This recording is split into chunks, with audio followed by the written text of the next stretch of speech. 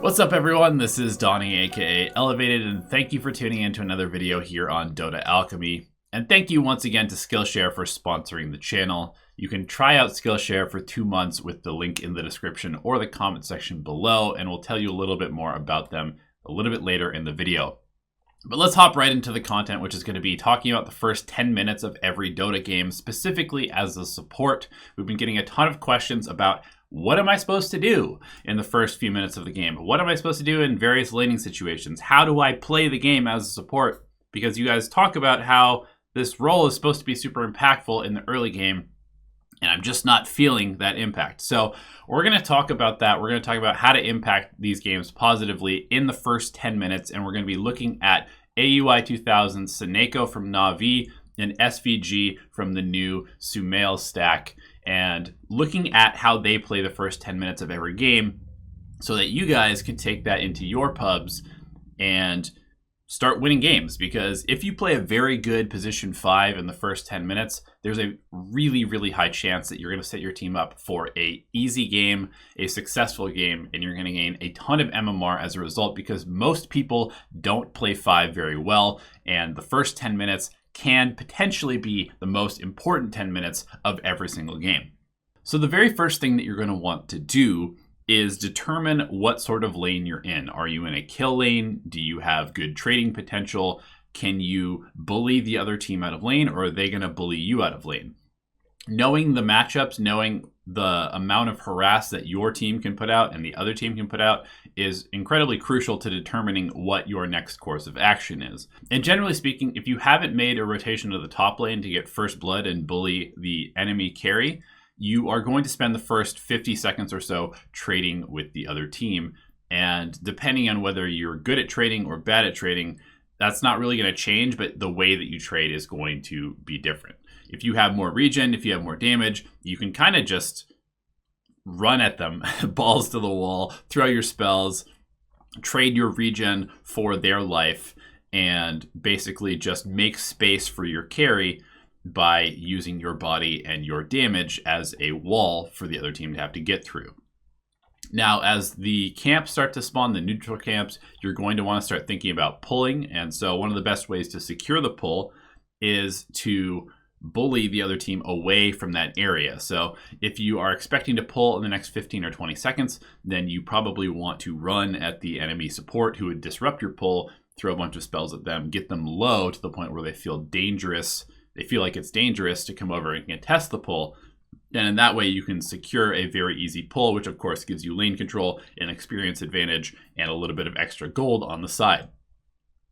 Now, if you find yourself in a situation where you are trading very heavily, maybe you're able to get some kills, so you're just kind of bullying the other team out of lane, that's also completely fine, as long as you're not getting the wave up to the enemy tower. Because if you are playing in sort of the middle of the lane, or the lane is pulled back towards your tower, then you should focus on just bullying the other team out of lane, because you can do that. Now, if the lane starts to push up towards the enemy tower, suddenly they are playing as if it's the safe lane because they're under their tower, and it's much harder for you to harass them.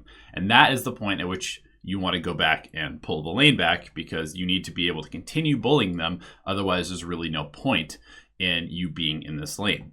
We know one of the reasons that you guys enjoy watching Dota Alchemy is that we do a reasonably good job of taking complex and rapidly changing information and condensing it into a relatively digestible format that you guys can hopefully learn from and enjoy. And that's one of the reasons why we really like working with Skillshare, because they are a platform and a service that has been doing that for us. They have a wide variety of topics, a wide variety of experts in their field who have created these video classes that you can watch and kind of think of it as your own personal university, where you can create your own curriculum. You can learn skills that you've been thinking about trying out for a long time. They have a wide variety of creative classes, business classes, lifestyle classes, marketing, whatever you might be interested in trying out or enhancing your skills in. They have all sorts of different groups and workshops that you can join. There's no attendance, there's no grades. You just get to enjoy the process of learning in a very easy environment to do so. I can tell you that as I was going through the process of designing shirts and trying to delve a little bit more into the business side of running a YouTube channel, I have definitely been looking at Skillshare for examples and learning from some of the classes here as well.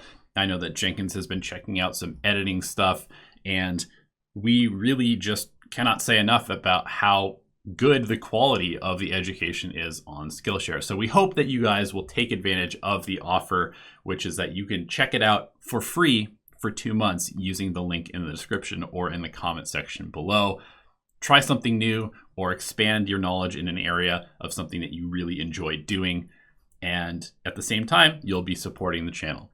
But that's enough about this. Let's get back into the video and let's continue our process of condensing the first 10 minutes of a Dota game into something that you can win consistently. Now, a lot of what I've talked about so far is when you kind of have the damage advantage or the kill potential advantage.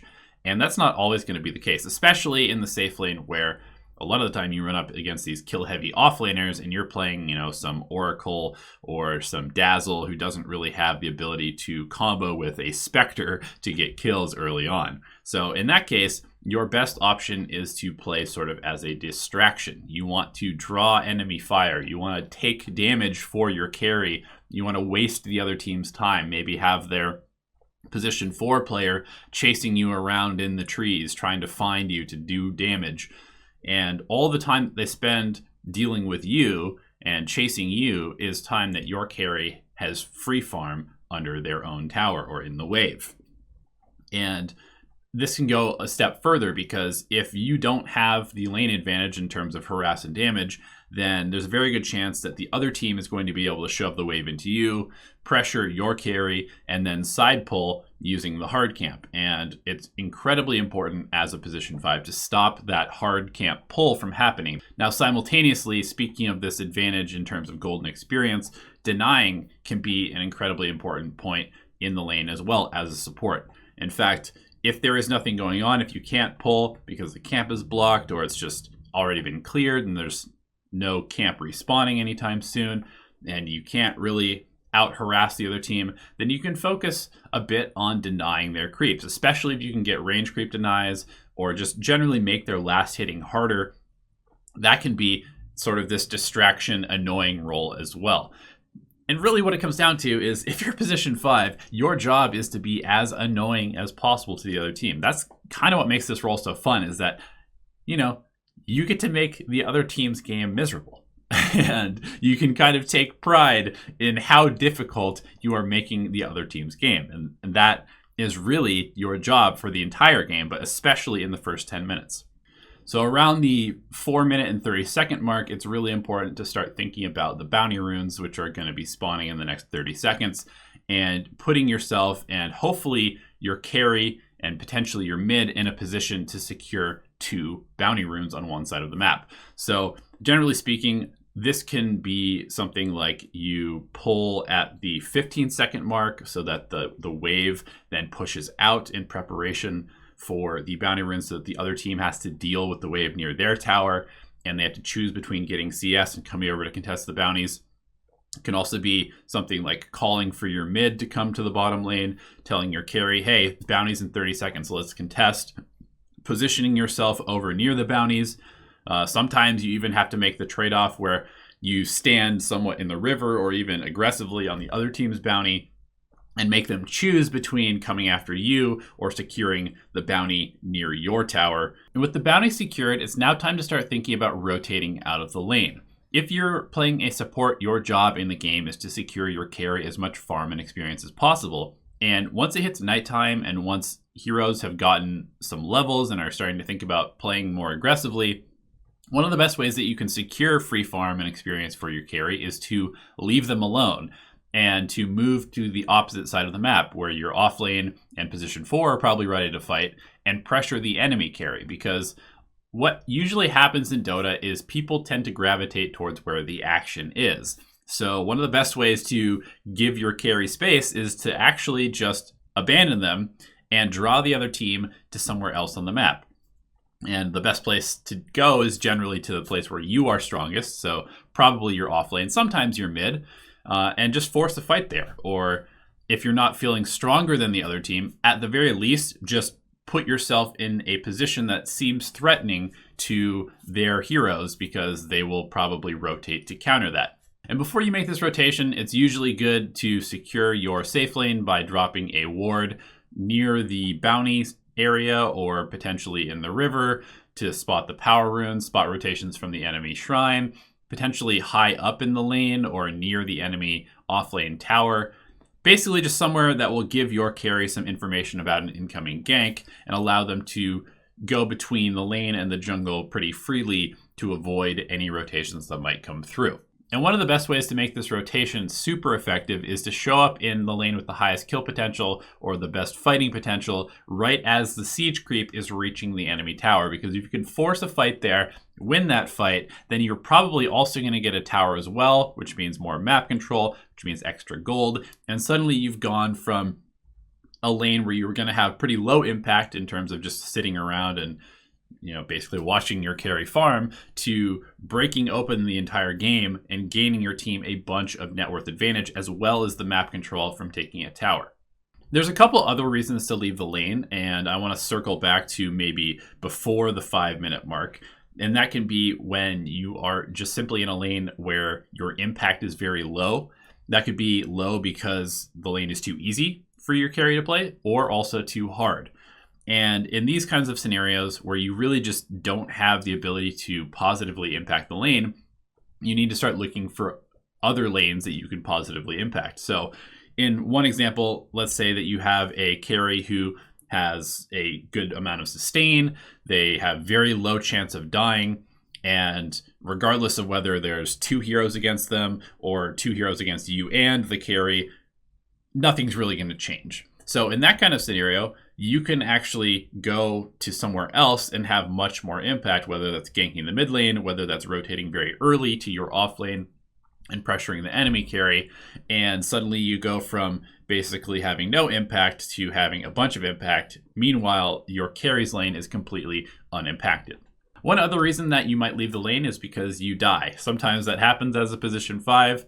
You get caught out of position. The other team just simply has better kill potential, and you go down. Now, this is really not that big of a deal because you are not trying to accelerate towards items in most scenarios, and you can actually use this to your advantage in a number of different ways. You can TP to the mid lane and refill their bottle. If they have one, you can ask your carry to drop the items that they have in base, whether it's, Wraithband components. It could be Blades of Attack to form phase boots later on. It could be more regen that they need. So the last part of this video that I want to cover is sort of how to transition out of the laning stage and into the early to mid game part. And that's going to include the second set of wards that you should be placing. The first set, of course, is before the game starts. You want to have vision of one of the power runes usually, and maybe in the mid lane, depending on the matchup there. So secure the safe lane for your carry, secure whatever area they want to be farming with a ward, and then make that rotation to the opposite side of the map. And if you are able to take a tower with the siege wave, then you start progressing in terms of your map control by placing wards on the enemy shrine, by placing wards deep in enemy territory, maybe buying a smoke.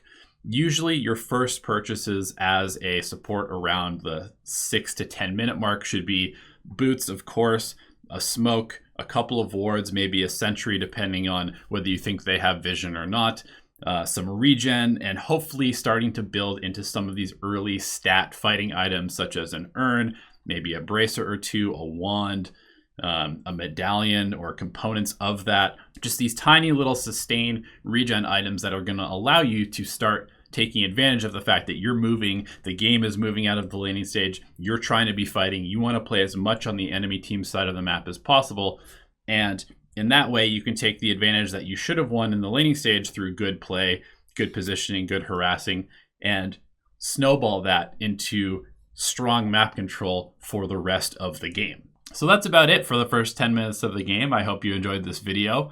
Once again, thank you so much to Skillshare for sponsoring the channel and helping sustain our ability to put out all of these videos Be sure to check out Skillshare in the description in the comment section below with the link. Try it out for 2 months free. Enjoy it, learn something new. And as always, thank you for watching us here on Dota Alchemy. We'll see you in another video very, very soon.